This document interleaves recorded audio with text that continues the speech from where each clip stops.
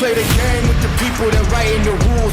Ain't the fame that I'm after when paying the dues. I've been through the pain that's reflected in the attitude. Might be winning now, but the thing is that I had to lose. So go and tell me what you really want to do. And load me at the top, cause there ain't a lot of room. Ain't no other option, that's all I ever knew. So I'ma get it poppin', you know how I'ma do. I've been down through the blood and the sweat. Guarantee you can know I'm a threat. I've been down through the blood and the sweat. And I ain't close to being done yet, I'm going all in. Yeah, I'm going all in. And I ain't close to being done yet, I'm going all in. Yeah. They know I'm going all in. What's up, everyone? How's everybody doing? Sorry for the delay. Technical difficulties. That's what happens when you have an Android. They do not work very Apple well. products. Apple Apple we products. are here. We are here. Let me the link still. Let me get my boy Brandon, because he's gonna cry about the link through the whole show. So how's everybody doing? Hope everybody's doing well. Pete, start talking to me while I get the link to my boy Brandon over here before he falls apart. No, I'm going to say the same thing that I said on my instant reaction show. We win. Finally, we win.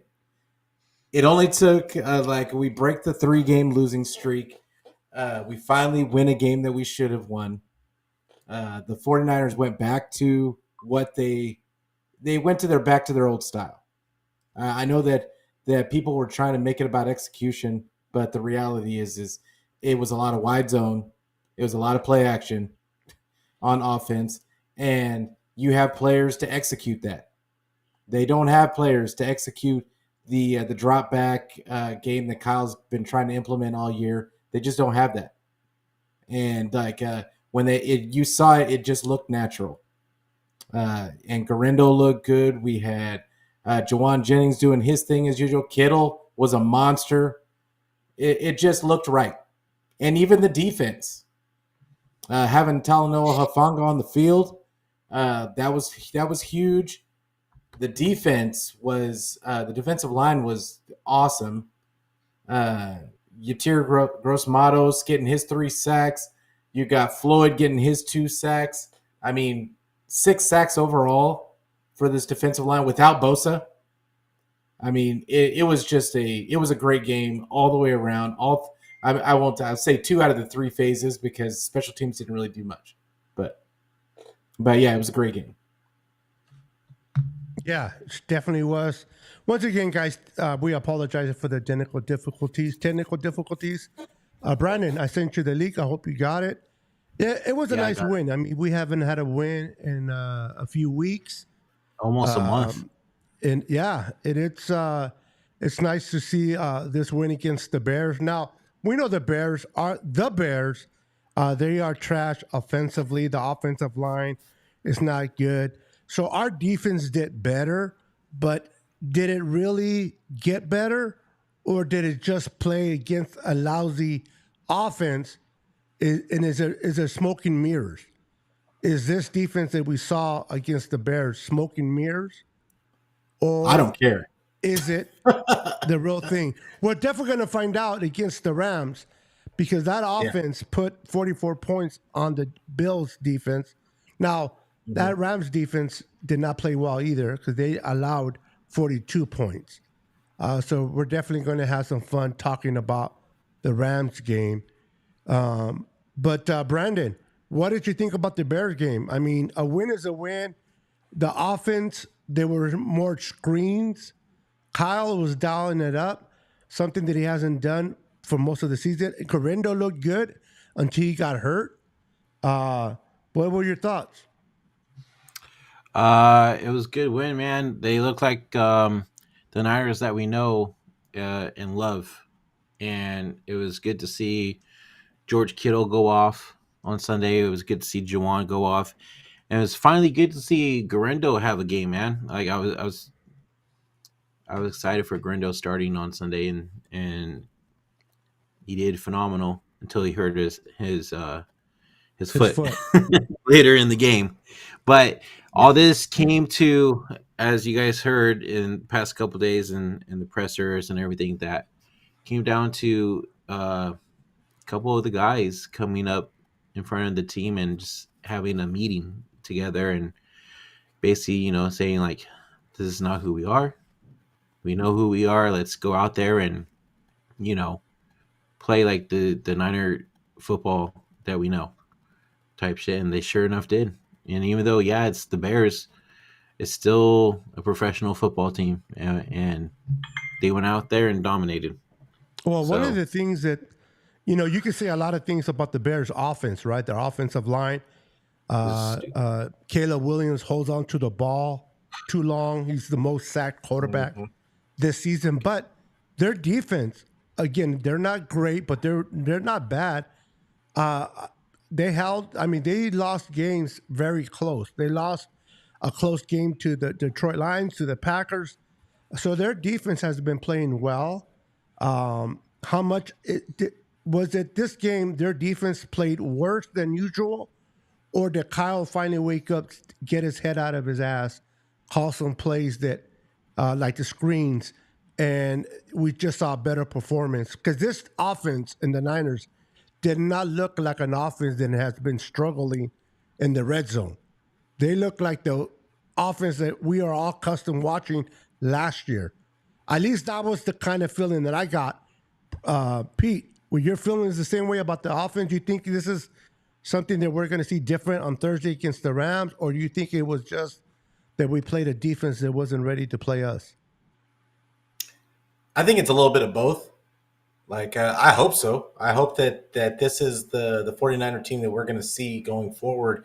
And I think that they caught the Bears a little bit unawares because they did go back to their old game plan. And I think the Bears were expecting them to do what they've been doing all season, which is, they ran the ball 30 times. Now, granted, they got up early in the game, so of course they're going to run the ball more. But they ran the ball 30 times with their running backs. Like, that's minus Brock's carries. And the drives just looked like old school 49er football. Like when Brock was first starting with the team. Like, that's what the offense looked like to me. And did they call some of the same play? Did they still sprinkle in some of the drop back? Of course they did. But at the same time, it was a lot of wide zone. It was a lot of play action. And that's something that all 49ers fans have been complaining about all season, was that they had almost abandoned the play action. And like they just wouldn't run the ball at times. And I think it just goes to show that these are obvious things that the 49ers could have been doing all season. Yep. And I get what he's trying to evolve the offense, especially around Brock. But they don't have the bodies and the players that fit that system. I think it's been obvious this season that they don't have the players to fit that system. When you go back to what you know and what everybody's used to, then you see the execution. And now we're not talking about execution because it's just muscle memory. But I thought that it was. I think both can be true. The Bears were a perfect team to go back to the old scheme. And I know a lot of people don't agree that they went back to the old scheme, but I don't really care. Well, they did definitely. I thought they went back to the old ways, and we were known always for the yak guys, the yards after the catch, and you saw some of that. And I know that people have been hard on Debo. It seems like the only one that wasn't really doing much was Debo's. Like, they give him the ball and boop, he gets stopped. But he was just trying too hard. Yeah, exactly. That's the way it looked to me. It looked to me like he was trying to do too much, and like instead of just taking the lanes for what they were, that explosive play. Yeah, and he wasn't getting it, and he was getting frustrated. Yep. And and it's like, this is a good point right here. The O-line got a good push. I mean, listen, I'm not saying that number 74. I can't think of his name right now. Not Aaron 74. That's 76. That's taking over for Trent Williams right now. Jalen Moore. Jalen Moore hasn't played bad. No, I'm not saying No, he's the he's answer. been And, solid. oh my goodness, we don't have to bring. No. But he's been solid. Better he's than been what I solid. thought he would play. Now he's natural left than he is right, so that's playing dividends. But he's been doing good. I don't know. I didn't pay attention. Did Aaron Banks come back and play, or No, who it was him? Spencer Burford. Spencer, Spencer and Burford. he's been doing good on that side as well. Go figure it out. Because So- Barch started and then he got hurt like really early, and Is then that what it they was? put Burford in there, and Burford played well. The last time he had to play left guard, he played really well. So I think he's just more comfortable on the left side. Period. Yeah, so that offensive line has been holding up. Listen, Brandon, I want to ask you a question. We're not going to get into the whole Brock Purdy is worth the money. Is he going to get paid 65? But let me ask you this. Everybody says that Brock Purdy only plays well when he has the Avengers. Okay? The reason I'm asking you this question is you made a comment. The Bears are the Bears, or I don't know if it was Pete, but it's still an NFL team, right? The Bears defense hasn't been bad all year. They're way better than their offense, obviously. But Brock Purdy, if he doesn't have the complete Avengers, he's no good. He didn't have hardly nobody on here. He was on his third running back. Okay, had to go to his fourth running back. What are your thoughts on his performance? Because he was pretty damn accurate in this game. And I saw a lot of great things from him in this game. What were your personal thoughts with this whole narrative that if he doesn't have the Avengers on his side, he can't play well? Yeah, I thought he was. I thought he played freaking a phenomenal game. I think he was 20 of 25, 325 yards, 2 touchdowns. So 0 INTs. Yep. The guy went off, man. I mean, let's just put it out there. So these people could say that he's only good with the Avengers. They could put that shit to rest now because he's played with his backup receivers now, besides George Kittle, of course, and Debo, and he's looked good. I mean, there was that one pass to Pearsall that could have been fucking honestly another touchdown right there. But I think Pearsall kind of stopped his route running, and they were not communicating. They were not on the same page, unfortunately. In that, Brock said that was his bad.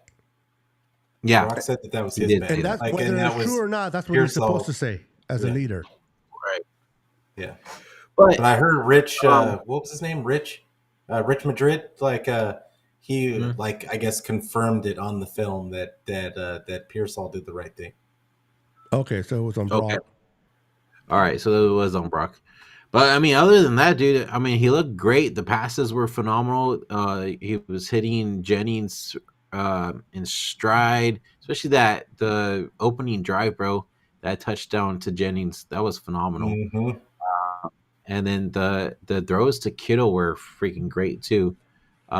Kittle went, dude. I can't get over on how freaking good Kittle has been this season. 151 yards receiving, bro. Doesn't it make you mad?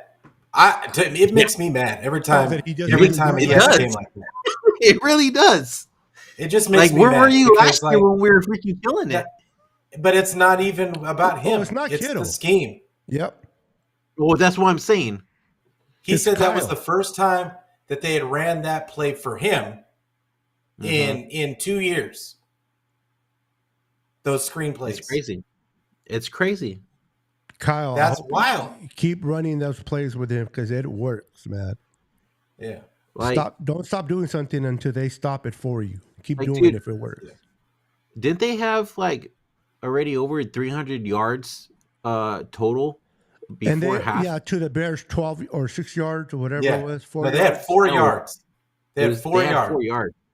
Yeah, they started popping on offense and defense. They came out what the people thought the Bears were going to come up. People were saying the Bears were going to come up, hitting fast with a quick. The Niners came back and made a statement. Niner players have been hearing all this conversation with these so-called experts about this, that, and they say, you know what, enough is enough, and they play their type of football. Kyle finally coached his style of coaching, and you saw the reward of it. I mean, this offense was moving nicely. It wasn't being held back like we normally see in other games this year, where it starts doing really good and then starts kind of hesitating towards the red zone, and then we kick field goals. This time we turned, 38 points on the Bears defense. I think Brock Purdy, if I'm not mistaken, and I gotta confirm this unless you guys have the answer, out of all the quarterbacks that played against the Bears defense this year, Brock Purdy had the best rating against that defense. That includes a lot of good quarterbacks out there this year, and people don't give Brock Purdy credit enough. Listen, I'm going to ask Pete this question. I understand that he's not Patrick Mahomes, he's not Joe Burrow, he's not Josh Allen, and a lot of people, content creators, would love to have Josh Allen. They would love to have Patrick Mahomes. Who wouldn't? So would I. But the reality is, the person that is here right now is Brock Purdy. And I've even heard some Niner fans say, well, we can't pay Brock. We got to move on. We got to find another quarterback. I'm like, what are you telling me? We're going to go through a carousel of quarterbacks again when you have one? Maybe he's not Josh Allen. Maybe he's not Patrick Mahomes. But what he can do in this system under Kyle is enough to win a ring. Your thoughts on that, Pete? I think that it's really up to Kyle. And when I say it's up to Kyle, what type of offense do you want to run? Do you want to run something that Brock Purdy excels at, or do you want to keep tinkering with stuff that's not broken? And it comes down to Brock has shown that he excels with a heavy run game and a play action offense.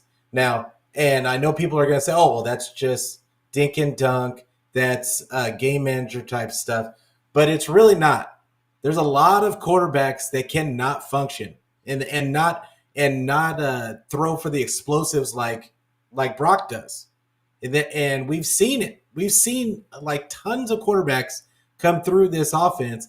Brock Purdy looks the best as far as Kyle running it for the 49ers.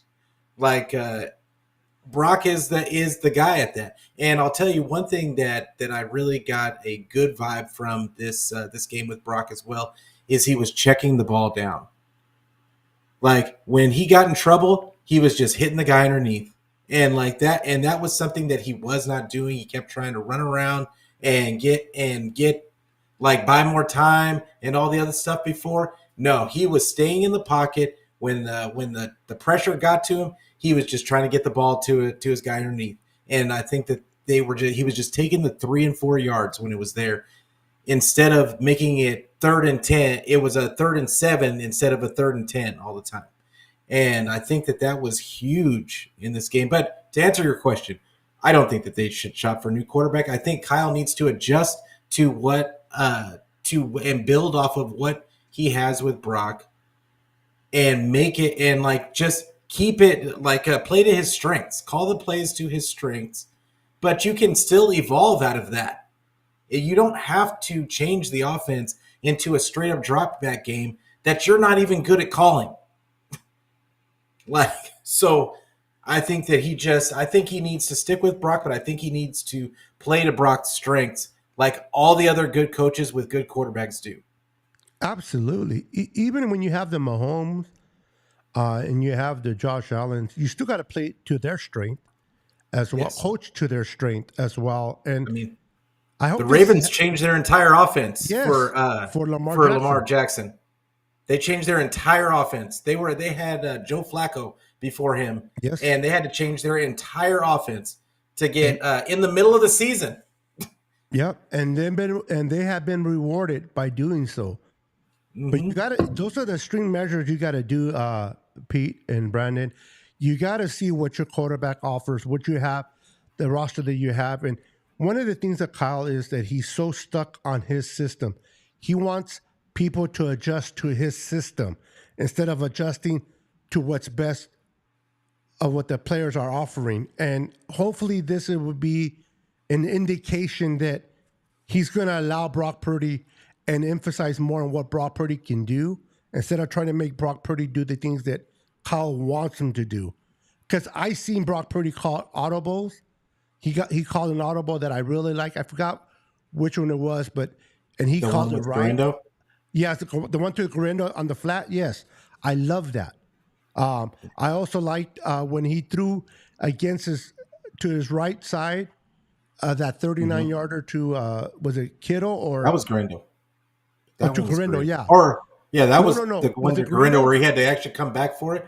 Yes. Yeah, because he went. It was a running. He was under center, and then he came out of that, went into shotgun, and then it was a blitz. Yes. And like they were in his face, and he threw the ball up there. Garindo was the only person out there. And those are the things that Brock Purdy brings to this offense. So like I understand people as content creators, we have to bring things up and we have to, tell our fans or those that watch our channel, our perspective, what we thought. And if you ask me if I wanted Josh Allen, of course I would. If I want Patrick Mahomes, but I'm okay with Brock Purdy under this system with Kyle. Not the system, but with Kyle. But I do want Kyle to change his type of game calling to fit what Brock can do instead of trying to force a circle into a square box. Put the square into the square box, and it'll go through much smoothly. Brandon Garindo, I know he got hurt, and I hope he'll be fine. I heard it was just a sprain. Hopefully he plays. What you saw for his first career start, did he impress you that this guy is the real deal? Or is it just that any running back can run in Kyle's system? I mean, you could say that any running back could basically run in Kyle's system. But with that being said, Isaac Garindo, I've been waiting to see the full breakout from him, and we finally saw it on Sunday. And you know who he reminds me of because of his speed as well? Is Raheem Mostert. You remind me a lot of CMC. That too, yeah. But I'm just saying, like, speed-wise, for sure. Yeah. You know what I mean? Yeah. If he hits that corner, it's a problem. Yeah. Yes. Exactly. It's a problem. He's gone. Exactly. And to be fair, I don't know if any running back can run in this system because there were a few running backs that we drafted in the third round. It was almost getting old that every damn draft we had to draft a third round running back, and they did not do well. They're no longer on this team. So I still think on that part, I still think that's Kyle still not giving those running backs a full on chance per se. I think that traditional bell cow backs do not work in the system. Like guys that are used to having to make plays to get yards, and guys that like to dance, like those guys are not going to work in the system. This is a one cut and go system, and it's been that way since his dad. Yeah, it's been that way since his dad's system. I mean, Olandis Gary got 1,000 yards in this system. Like, who is Olandis Gary? Yep. Like, he was a nobody. Yep. And who was the guy after him? That year later, it was somebody else. It's just, and Kyle, you can take it back to Kyle. I mean, look at all of the undrafted guys that Kyle, the Mosterts, and who was the other guy? Who was the other guy that same year? Mostert. Yeah, I know who you're talking about. Little guy. Coleman? He was on the team this year. No, little guy. Taylor? Breida. Yeah. Breida. You got. You just got all these guys. I mean, even if you look at their 6th round draft pick from a couple of years ago, I mean, he's gonna get they're going to get production because they're one cut and go guys. Like you just got to take what's there in this system. And guys that like to dance, they just try to do too much. That's what happened with Trey Sermon. That's what happened with TDP. They just could not hit the ground and just go. Right.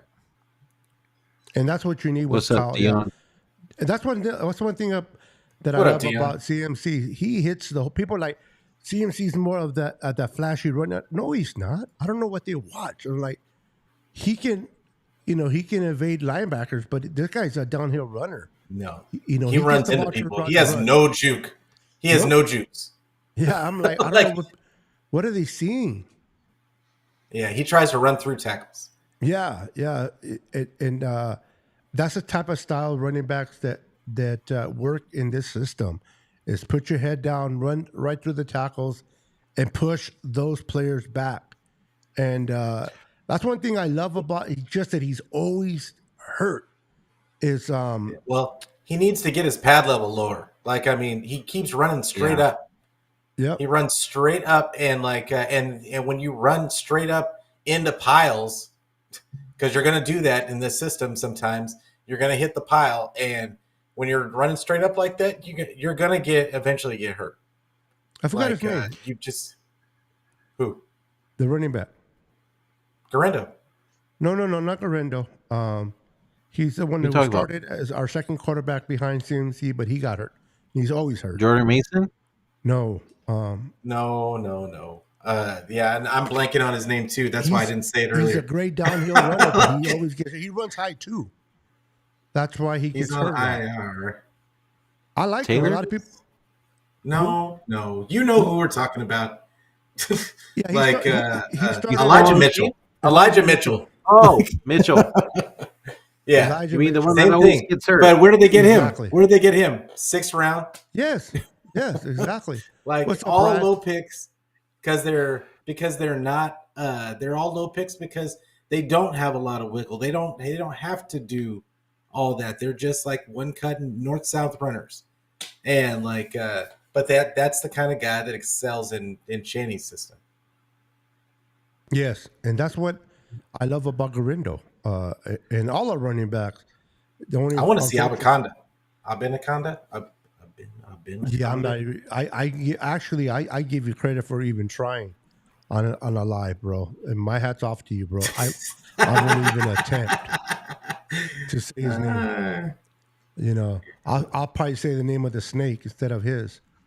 So, Anaconda? Yeah. So what's up, Joey? How Okay. you doing, bro? Welcome. All right. So I'm gonna switch it around a little bit, and I'm gonna ask you, Beto. You switching the nalgas. Órale. All right. The nagas. You need to clean your nagas too. Okay. Pues. Anyways. Anaconda. All right. I want to know your guys' thoughts and concern about Deebo Samuel this year. Go ahead, Pete. And what he said. What was it yesterday? That he's just not getting the ball enough. Yeah. Beto, you go first, then Pete. Okay. Oh my God. I love Deebo. I do, man. But when you're not, I don't know if his age is getting to him now. He's not running all the hits that he's taken throughout the years. Is starting to catch up on his body or what? But come on, bro. It's not the lack of they giving you the ball or not. It's if you're hot and you're able to do things, Kyle will get you the ball. It's when you're not performing or you're underperforming. It's when you don't see the ball hit your way, unless you're a rookie. But the whole putting people underneath the bus like that, I don't like. I don't. I like things to be kept in-house. If you have an issue with the play calling, if you have an issue with the coach, talk to your coach. Tell him, hey, I want the ball more. So be it. But if you're wearing a patch on the chest, and I'm not sure if, correct me if I'm wrong, is he a captain this year or no? Yeah, he is. Okay, so that's even worse. Okay, if you're carrying that C on your chest, what are you doing? What are you doing saying these things? You got to lead by example. You got young kids like the receivers underneath you watching your move. I'm not going to say much because I don't want to lose it with this guy right now. So Pete, I'm gonna give it to you. You take it, bro, because I love feel Debo, you. but I'm fed up. I'll say everything that you didn't want to say. Like the reality is this, and maybe it's because I'm old, and maybe it's because I'm a little old school. But leaders are leaders. Debo's not a leader. Leaders lead by example. Preach it, bro. Debo is a terrible example, and people can say what they want to about, oh, you don't know this, that, and whatever. Like that, you do not see captains push their other players in the face on the sideline. You don't see that. And remind me the last time you saw it happen, because I can't remember. And what's worse, it was the kicker. It's like hitting a person It's like, smaller than you. what are you doing? Like the long snapper had to come in and save the kicker. Yeah. But then you're on social media talking about, I don't even know who he was getting mad about. He said something about one of the players or something. What's up, Peo? Long time no see. Yeah. And what's up, Peo? The reality with Debo is that he doesn't. My biggest issue with him is he doesn't lead by example. He doesn't take accountability. The fact of the matter is you have not been good this season. Nope. Own it. Own it. A couple of years ago, he owned it that he wasn't having as good of a year as he wanted to have, and he got back in the lab. He did at least a little bit better. But I mean, you've got to own it, especially as a captain, and then just come out, work harder, do what you got to do to get better. But that's not what we're seeing. He does still hit or miss on blocking. He's still not running out his routes like all out all the time. He's doing too much when he does get the ball, trying to force a play more than just get the feel of it, find a lane and get as much as you possibly can. He's trying to make a huge play out of when it's not even there. And then you've got, and I mean, honestly, we talk about him being in the with all the videos of him working out. How is this guy gassed after one play ever consistently? He's on the sideline. And I'm not a professional athlete, but I'm looking at other professional athletes on the screen, and they're not coming out. I mean, Christian McCaffrey, they have to drag him off the field. Yeah, literally.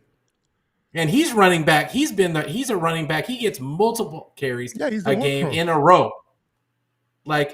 So whatever you're doing in the gym, we got to be working on stamina, my guy. Because you can't be on the sideline just because of one play.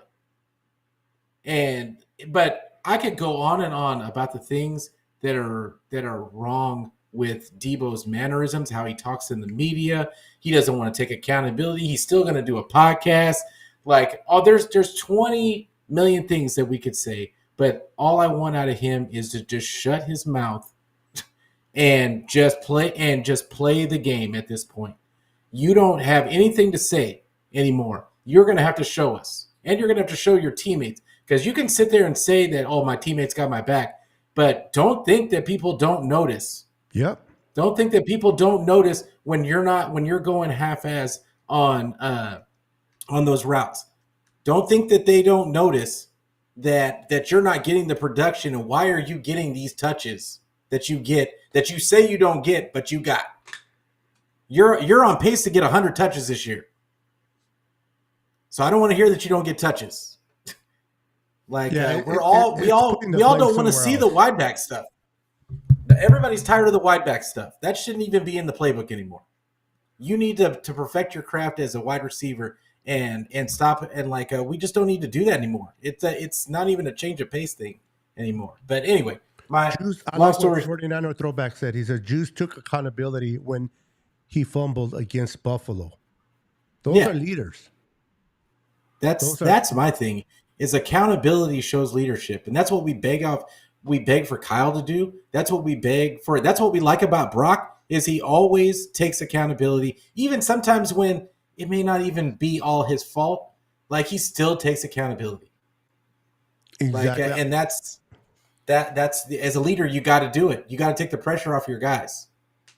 I want to read this question real quick from Pale since he's popping in. And since Pale asked this question, I just want to remind everybody that Rudy from Ramilia Sports Report was supposed to come on with us, but he got held up at work. He's going to come on live. We're going to go live again at 9 p.m. tonight on my channel and on his channel, Pacific Standard Time. So if you guys want to join us at 9 p.m. tonight, we're going to talk about the Rams and the Niners game in depth with him. So if you're available, please come out and hang out with us at 9 p.m. We're not going to be on long, but we're going to talk a little bit of the game as well. Pell, and I want to ask Brandon to answer this question. I heard the Rams and Niners could be rained on. How does that make you feel of this game, and what happens? This for me? Sure. Okay. Basically, I'd be kind of worried because the last time Brock played in the rain, it didn't look pretty. But I think if it does rain on Thursday, we should. If hopefully Grindle will be okay by Thursday, but I don't know. If not, it's up to Taylor. But I'm hoping maybe the run game might be a factor in this game, but who knows? But I'm not exactly like crazy worried though. Yeah, Pete, you want to add to that? Yeah, I mean, I think that actually favors the Niners if they're going in with the same mentality that they had this week against the Bears, and running the ball. Because I don't care if it's Patrick Taylor, could be Abanaconda, could be Garendo. Right. I don't care who it is. Like the reality is, if they go in there with the mindset of the wide zone, if they go in there with the wide zone and the play action, I think that they. I mean, let's be real. The Rams are 27th in total yards against, 24th in passing yards against, 28th in rushing yards against per game. Like, we got to run the rock. I mean, it has to be. Like, so they're 22nd in sacks. They're 12th in interceptions. Their defense really isn't as that good. Obviously, they gave up 40-something points this last week. I mean, the 49ers played as bad of a game against that team as you could, and they didn't give up. Like, how many points did we give 35. up against? Yeah, we didn't give up 42 points. But then again, it was in the snow, too. So the fact that we gave up 35 points in the snow was bad. But I hear you. But, I mean, it really wasn't all the defense, though. Like, I feel like this game would be I just don't think the Rams are that good. Well, our defense was gassed, bro, because our offense wasn't doing jack. And when you put the defense out there for... And they put them in bad positions, too. Yes. Like, because of the fumbles. Accountability, yes. Yes, because they didn't the offensive numbers weren't like crazy. So it was a snow game. So I don't think we gave up a whole bunch, even though they got a lot of points. At the end of the day, though, we're playing against the Rams, and yes, I know we lost one earlier in the season, if I'm not mistaken. They were hurt when we lost to them. Yes, but now they're fully healthy. I still think we still have their number at the end of the day. That's just me, though. I'm not so sure. Listen, I'm not a Ram. I don't like the Rams. I love the fans like Rudy and Pale and some fans. I'm not a big Rams fan. They're a divisional rival. But I got to say, the Rams offense is playing pretty damn good football. Their defense is not good, only because they have a lot of young players that are still trying to figure out who they are and they're trying to build an identity of who they are, what type of defense they're going to be. The two guys that are on there from Florida State Seminoles, which I love, number 55, Fisk, and then Vera. I always say his name wrong. Verse, thank you. Very damn good players. That defense just got beat up by a very good quarterback like Josh Allen. So this game is going to be a really interesting game. I'm glad that we're having Greenlaw back. but we don't know how Greenlaw's going to look. I mean, he hasn't played all year. Hufanga, being his second game, definitely I'm more confident. I don't know about you guys, but Jair Brown's okay, but I am more confident when I see Hufanga out there with the young kid Mustafa instead of Jair.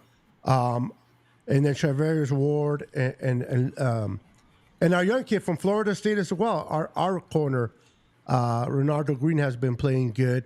It looks like he's going to be taking Chavez Ward's position, but that's a whole different conversation. Is this game against the Rams going to be easy? Absolutely not. I think this is going to be a tough game. It'll be tight. If the Niners make mistakes, this can get out of hand easily because that offense of the Rams can put points. They can put points. We have to compete with them. If we're trading touchdowns from them to field goals by us, it's going to be a long Thursday. We have to turn those field goals into touchdowns. But like Pete said, if they come out the way they did against the Bears, and this is no knock on the Rams fan or on Peo, I think the Bears defense is better right now than the Rams defense. And we were able to move the ball on them. They have to come up with that same type of mentality. Kyle, call the screens, call the wideout, call those plays. Don't go back to the drawing board because you're playing the Rams. And this game can be good. But this game, I am staying away from it. I'm not putting no money on it. Nothing. Because it can go either way. Do you guys think also with Huff being back in the lineup, you think that back end of the defense looked a lot better Sunday? I mean, the back end hasn't really been bad for the 49ers. No. It's really been the defensive line and like the front seven because they haven't been able to stop the run. But the back end hasn't been terrible. They give up the occasional play. But I mean, they're what's it called? And they got better with Hufanga back there. Yeah, but they did look very strong. They are passing yards against per game. They're third in the league. Interesting. The 49ers are. Like that. I mean, statistically, like the defense really is not bad. It's not bad. Yeah. They're 10th. The 49ers defense statistically is 10th in interceptions, 11th in sacks, rushing yards against their 12th, which is still better than middle of the pack, and then passing yards against their third, total yards against per game they're third in the league, and points again. The big stat, points against per game they're 21st. Go figure. Like it's just weird. It's like statistically, if anybody was looking at this, you'd be like, well, I mean, they're not giving up any yards. How are they giving up points? The offense is putting them in bad spots. Yeah. So I was just gonna say, after 14 weeks, the Niners lead the league in both offensive touchdowns negated by penalties and expected points lost on those penalties. That's not the thing you want to lead the league with. Absolutely. No, not at all. No, but it's a weird. You come to the Niners offense, to the largest yard differential, and we're second in the league at 6 and 7. Real quick, guys, let me ask you this question. Only because I remember talking about stopping the run. One of the guys that we brought in a year ago, or 2 years ago, remind me which one it is, Javon Hargrave. He's been hurt. He's been on the shelf. Today we heard the news that the Niners restructured his contract. Okay, which was, I love the way they did this. Question, and whoever, I'll ask Pete, so because I know Brandon doesn't like to be asked first. So I'll ask Pete first, is what are your thoughts of this restructure? Are they going to part ways from this guy post June 1st? Or do you think they're going to keep him? Because the way normally when you restructure a player like Debo, you're going to be penalized with debt money when you depart. But in this case, it benefits the Niners. Do you think they move on, or do you think they keep him here longer? So I just tweeted out about this a couple hours ago. Yeah, I tweeted out about this a couple of hours ago. And the more I'm looking into it, I think people are getting excited about nothing. like, I know people are thinking that they're going to go post June 1st so that they can spread out the cap hit over 2 years. But I still think, and Kyle said, you have to pay attention to the things that Kyle says. Kyle said he got asked today what the plan was with Javon Hargrave, and he said, "Well, I'm hoping he's going to be here next year." I think that they just did some things with the contract. He says, but I'm not. He says that I'm not privy to. He says I don't really. That's not my thing. But I'm hoping that he's going to be back. And sometimes when Kyle says things, you kind of have to listen, and because everybody thought. Does everybody remember this past offseason when Pearsall was drafted, and everybody assumed that they were going to move off of Debo and Pearsall was going to be the replacement for Debo after the next year. They would just get out of because they had it out in Debo's contract after this season. And what happened? They restructured. Yep. And everybody all of a sudden pivoted their whole entire way that they thought about it and said, "Oh, now he's guaranteed. They're stuck. He's there. He's going to be there." They're like, so everybody overreacts to these moves that they make. I think that they are making cap space. I think they're moving money around. It doesn't make, and now people are saying that they're still going to get rid of Debo next season. No, or this coming off season. Now they're saying it again.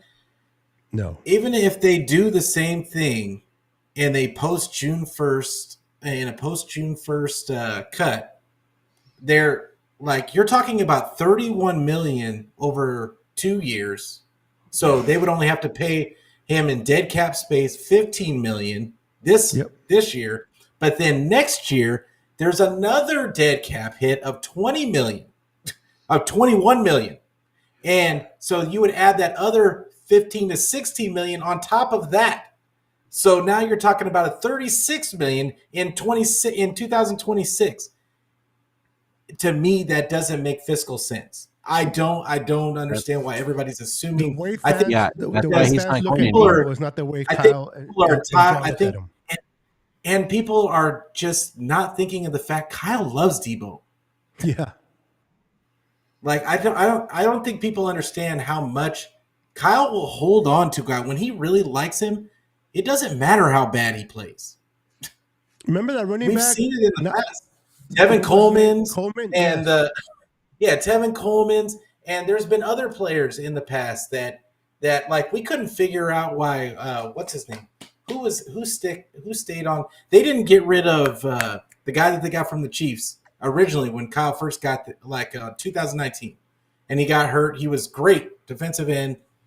God, why can I not? Oh my! They kept kicking the can, restructuring and kicking the can down the road, hoping he was going to come back. Yeah, the defensive end. I can't think of his name. The one that caused the he was offsides for Kansas City. He was just always hurt. I know who you're talking about. Yeah, he was always hurt, but they just kept kicking instead of cutting him, which they would have taken a hit. He gets attached to players. They just kept restructuring. He just gets attached to guys, and it's not just that. I think that they've. Thank you, Steve. D Ford. Yeah, D Ford. They get caught up in. I think they've done a really good job of positioning themselves monetarily the last couple of years. I don't think they're willing to just give that up for what? What are they giving? What are they doing that for? I don't see it. I might be wrong. Like I don't know, but it doesn't make fiscal sense to me. To me, and I'll give it to you, Brandon. Listen, to me, the whole Javon Hargrave, Pete, and Brandon, and everybody in the chat, it's not necessarily about Javon.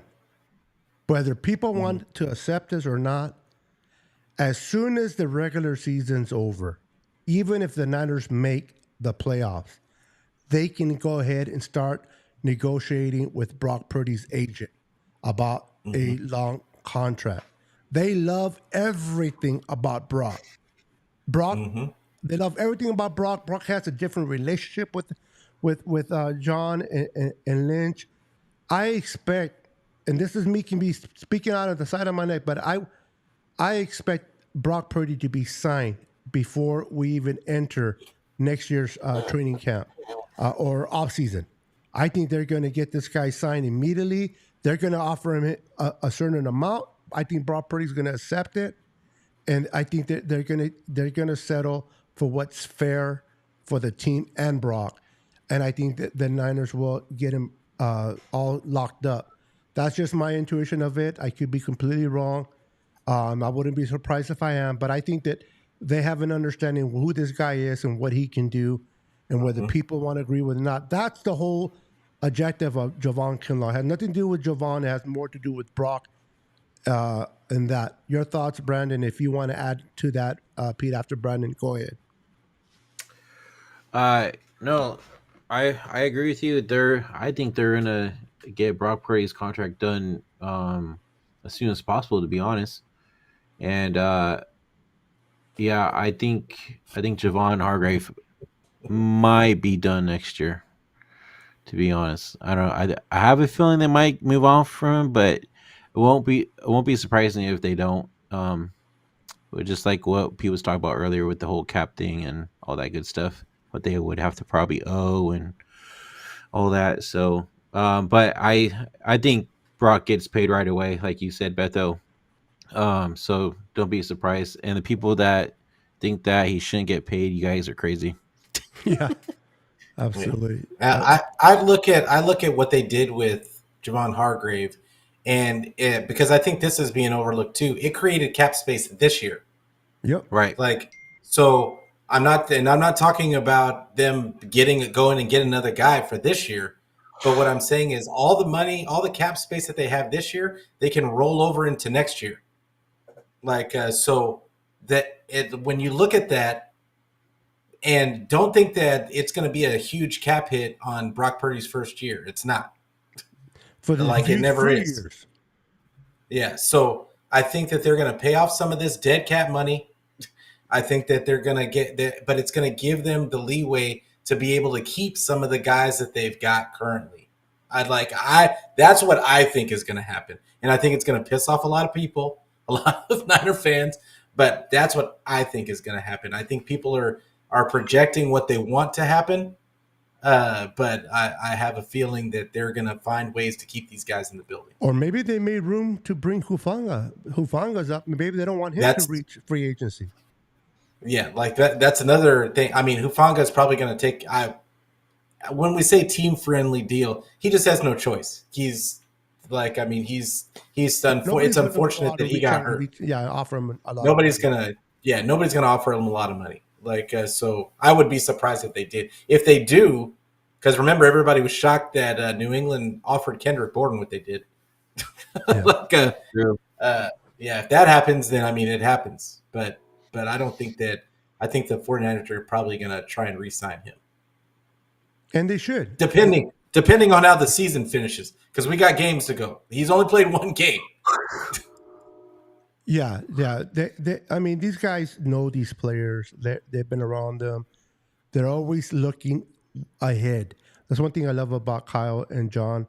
They're always looking ahead and how they can, take advantage of situations they're in. They know that Hufanga is a great player. Unfortunately, he's been hindered with injuries, and he hasn't been able to really blossom and showcase the kind of player he can be. They have an indication of what he could be, and since he's in house, the Niners are going to make a deal with him to keep him here and take advantage of that opportunity and still reward Hufanga enough time. Maybe it's not a long contract. Maybe they give him an opportunity to get another contract later, but I can see that happening. Brandon, do you see Hufanga signing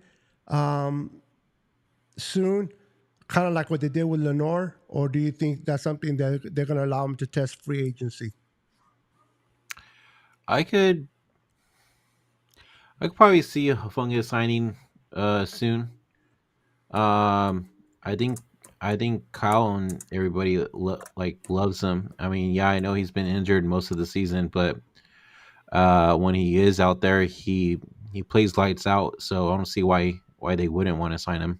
Look at the way he played against the Bears, bro. That hit that he gave was. I mean, I know he's not good in coverage as well. He got to work on the coverage skills, but everything else is pretty damn good.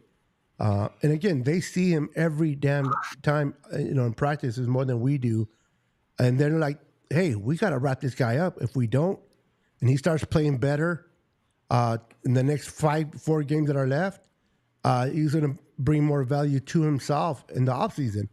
Maybe they're trying to take care of him now so that if he does play well, because they know they got an indication of how good he can be, his ceiling, more than a lot of other teams do. Other teams don't know much about him because there's not that much film. So we'll see what they work out. I don't think the Niners are going to overpay, but I do believe Brock Purdy's going to get paid before we enter the next offseason.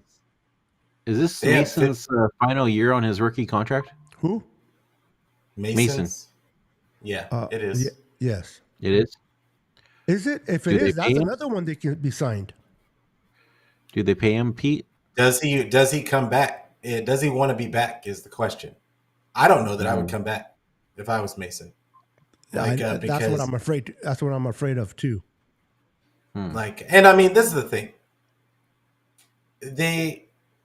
We just finished talking about how the 49ers can find another Jordan, maybe not the exact Jordan Mason, but they can find another running back to get that production. And we still have Garendo too. Yeah, they've got Garendo. I think Elijah Mitchell has another season. I think he has another season. So then maybe Jordan Mason isn't. Yeah, Elijah's not on this team until he has a full year. But they're going to bring somebody in. They've still got Patrick Taylor here. They're still probably going to bring back Patrick Taylor. They might. Who knows if Abanikanda gets in there and shows up? They might invite him back. There's just all kinds of options. There's just too many scenarios. We're talking about all this over the cap right now. In this season, they have $50 million. They have over $50 million in cap space right as we speak. So they're gonna, if they roll that over, people are worrying about about them not being able to re-sign guys and all that other stuff. And I think that's what they're preparing for. They're just preparing to re-sign a bunch of guys. But we'll see. I just think that they're going to try and bring some people back. I would love to see Jordan Mason back, but I don't see why he would do that. Yeah. Well, I would think you would want to go to price. I think he's going to end up paying for the Cowboys. Oh my god! Don't say that. What? Don't say that. We just lost. There's a ton of teams. Now. There's a ton of teams that need just a running back. I should have did that. That's the most dirtiest word I heard all day. I just like pissing people off. I'm sorry. When you mentioned Cowboy, that's that word right there. I'm just saying that because that's our luck. So the Niners are hosting the Rams this Thursday. We just saw the Rams. For those who watched the game, if not, you heard or you probably read on it. They just put 44 points on the Bills, the team that we lost to the week before, 35-10. Now, conditions were different, but the Rams beat them 44-42, and that offense looked pretty damn good. What do the Niners need to do, Pete, to win this game against the Rams? Because I don't think these are the same Rams of a year ago. They're playing much better. I love the coaching of McVay. He's a hell of a coach. He's never really beaten much on Kyle, but he has a win this year. What do the Niners need to do not to fall victims to the Rams? Because if they lose one more game, kiss the playoffs goodbye. Yeah, forget it. I just think that I just think that they just need to go out there and do what they did against the Bears and just run the ball, wide zone all day long, and keep Brock in that 20 to 25 throw range, which is what they did in the game against the Bears. I think that is heavy play action and dominate time of possession. That's another stat for the Niners. This year, they are 7th in time of possession in the league. Like, while the Rams are 22nd in time of possession. I think they need to dominate time of possession, and they need to score when they are in the red zone. If they can do the same things they did in this last game and just execute in the red zone, they'll be fine. It's they should have blown the Rams' doors off the first time they played. Yeah, I agree. Listen, mixed directions. Kyle knows how to play. Get into McVay's head. That defense is still young. You got to protect Brock and not give those sacks up. And if you can do that, those screens are going to be valuable. I want to see more of Kittle, the way he was used against the Bears, especially against the and you know what? Anybody can say what they want to say about Debo, but Debo seems to have his best games against the Rams. Kind of like John Taylor back in the day. He had his best games against the Rams. See what happens. Brandon, what do the Niners need to do? Do you agree a lot with what Pete said, or you want to add to that? What do the Niners need to do to make sure they don't fall victims to the Rams on Thursday night on national TV? So I agree with Pete 100%. Literally play the way they played against the Bears, especially starting from the very first drive of the game and continue to dominate throughout the game. And continue just to score. The Rams defense isn't good. I know it's Josh Allen, but Buffalo scored 42 points on the Rams turf. So, and they don't have receivers, right? And they don't have receivers exactly.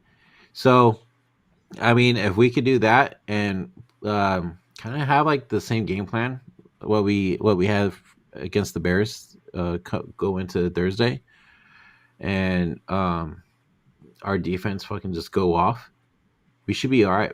I think we just have to contain Cooper Kupp and Puka Nacua, and we should be okay because those are the two top dangerous receivers the Rams have, and they went off last week against Buffalo. So, I just say contain those two, contain Matthew Stafford, keep him in the pocket, and we should be okay. Freaking sack number 9, man. Get those 6 sacks again. Let's get it, baby. Remember, Leonard Floyd is playing against his old team.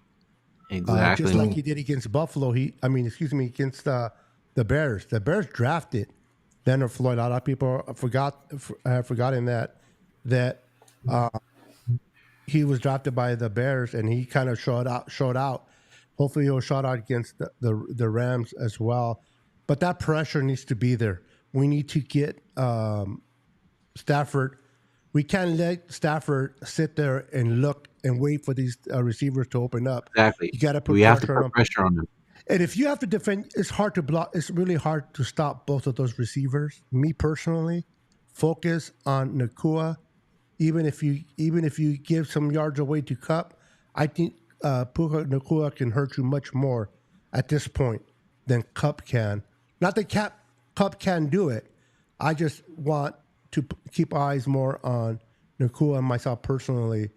And I think if the Niners play the way they played against the Packers, we should have this W.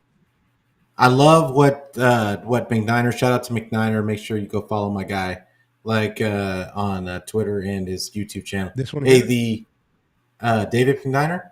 What he said about making sure Brock is under center. I think that was a huge adjustment that was made that really isn't talked about. Oh, get him away from the shotgun, yeah. Yeah, just take him out of shotgun, put him under center. He can play with his back to the defense. And I think that is huge. I also think that there was another difference that nobody's talking about. They were getting the play in really fast. They were not wasting time, going down the field, and weren't letting the defense really get their defense set up and bringing in their substitutions and all the other stuff. And they were, I just think that they did a lot of things. There were a lot of just subtle nuanced things that they were doing differently that I think really helped them against the Bears. And I'm hoping to see that more of that against the Rams. Yeah, I'm with you. I want to see Ronaldo Green step up in this game against the Rams. Ward's going to do his thing. I know Ward and Trent Williams are dealing with death of their babies. And that's, listen, you can overcome a physical injury, but when you lose a child, no father or no parent should ever bury their child. Their child should bury the parent. And my heart continues to go out to these gentlemen and what they're going in their families. To continue to keep Trent Williams and Charvarius Ward in your prayers. But I would love to see Charvarius Ward step up in this game, because if you stop those receivers, we're in good shape. I know Williams, the running back, is pretty good, but I'm more confident stopping the receiver. And they don't have a tight end that is worthy of anything. And again, their defense is not that great because they're young. They're still trying to figure out who they are. They'll be better in years to come, but right now they're young. I think Kyle, if he comes out with the right game plan, if he calls plays that benefits Brock Purdy and allow Brock Purdy to cook, I think we're going to see a different game this Thursday that we saw week 2 against a depleted Rams. I think the Niners are going to come in and try to make another statement because they know their backs are against the wall. We lose one game, we're out. And if we keep on winning, there's always hope for the following week. So you take care of the game in front of you so that you can still stay. It's like it's a playoff game right now. Every game right now, it's a playoff game. You lose, you're out. You win, you move on to the next week. I think the Niners are in that it's us against the world type of mentality. As long as we win, we have a chance. And I think they're going to come out and play like that. At least that's my hope. And I hope that one thing I hope they don't do is they don't allow this victory against the Bears to kind of slap themselves in the face or like coming out slow, like with their heads up at their ass because they beat the Bears. I don't think that will happen. I hope they're humble. And the Rams, they're flying high too. They beat the Bills. So they're flying high. So it's, to me, it's whoever comes more poised, the ones that come in to play better, play more calmer, is going to win this game. But this is going to be, I hope, a good game. I don't think it's going to be a blowout as long as we can do touchdowns instead of field goals. But I don't know about you guys, but I think we'll kind of get an indication of the game and which direction is going to go within the first half a quarter. You're going to get a feeling how the Niners come out. Do they come out attacking, by moving the ball and then getting a 3 and out?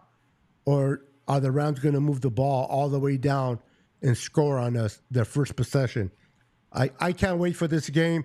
As we get out of here, gentlemen, and we got 51 strong, I appreciate everyone watching and supporting. Make sure to hit the like button. We are on all our channels.